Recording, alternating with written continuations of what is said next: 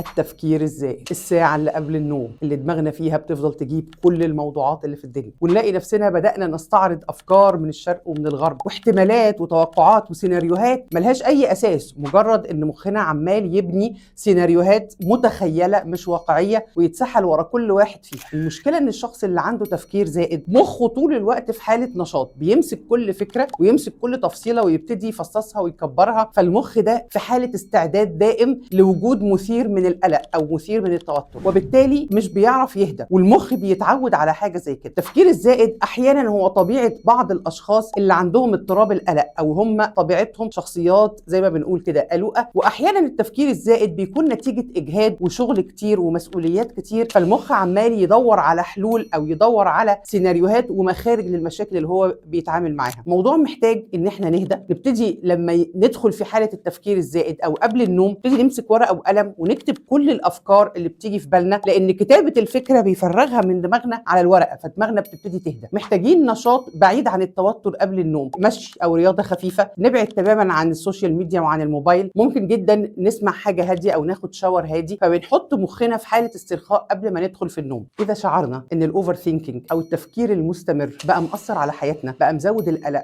بقى عامل لنا اعراض جسمانيه زي التوتر وسرعه ضربات القلب، بقى مأثر على شغلنا وعلاقاتنا وانتاجيتنا، في اللحظه دي احنا محتاجين نلجأ لمختص او لطبيب نفسي يساعدنا على تنظيم افكارنا والتعبير عنها والتخلص من القلق.